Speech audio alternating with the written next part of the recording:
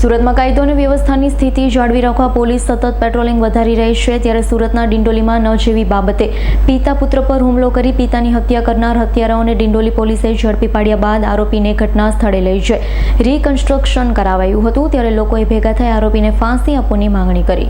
સુરતમાં ઘણા સમયથી અસામાજિક તત્વોનો આતંક મચાવ્યો છે। મારામારી સહિત હત્યાના પ્રયાસ અને હત્યા ગુનામાં વધારો થતા પોલીસે પણ કાયદો અને વ્યવસ્થાની સ્થિતિ જાળવી રાખવા માટે લાલાક કરવાની સાથે પેટ્રોલિંગમાં વધારો કર્યો છે। ત્યારે ડિંડોલી વિસ્તારમાં પિતા પુત્ર પર જીવલેણ હુમલો કરનાર પુત્રના મિત્રોએ જ પિતાની હત્યા કરી નાખી, જેને લઈ આખા વિસ્તારમાં હત્યારાઓ સામે રોષ જોવા મળ્યો છે।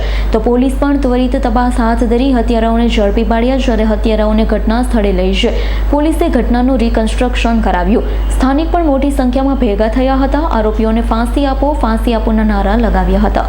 Bureau report S9 news, Surat. અમારી તમામ માહિતીથી અપડેટ રહેવા માટે જોડાયેલા રહો S9 ન્યૂઝ સાથે।